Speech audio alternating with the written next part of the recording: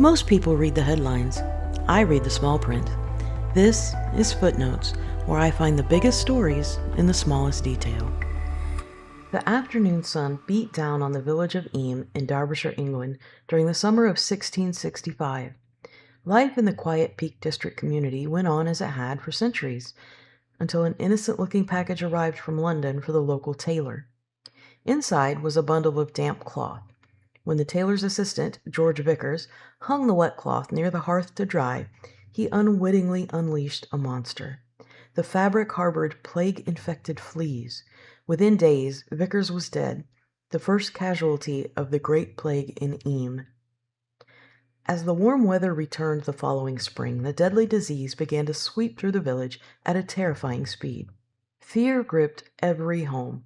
The natural instinct of every parent was to pack their belongings and flee to the surrounding countryside to save their children. But the village rector, William Mompesson, and his predecessor, Thomas Stanley, recognized a devastating truth.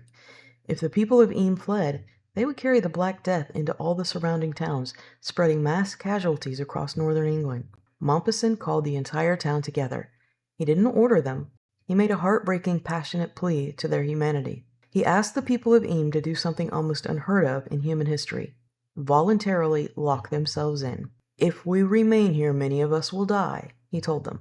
"But if we flee, we will carry death to thousands of our neighbors." To save strangers they had never met, the villagers made the extraordinary decision to isolate themselves completely. They drew an invisible boundary line, a radius of about 1 mile, around the village, marked by stone markers.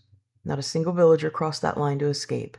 Neighboring towns left food and medicine on the boundary stones. To pay for the goods, Eyam villagers left coins submerged in vinegar-filled bowls carved into stones, attempting to disinfect the money and prevent spreading the disease. Because indoor gatherings were too dangerous, the church was closed. Instead, the community gathered in a natural outdoor amphitheater, standing 6 feet apart in the open air to pray, mourn, and comfort one another. For 14 agonizing months, the village suffered in complete isolation.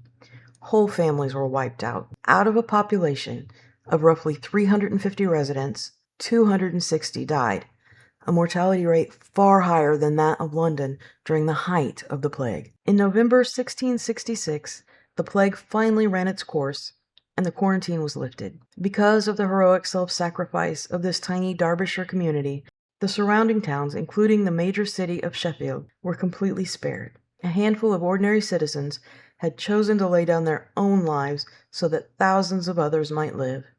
The sacrifice of Eyam stands as a quiet, enduring monument to what ordinary human beings can achieve when they choose love and duty over their own survival. It reminds us that true heroism isn't always found on a battlefield, but in the selfless choices made in our darkest hours. I'm Brenda, and sometimes heroes don't wear capes. Sometimes you have to go look for them in the footnotes.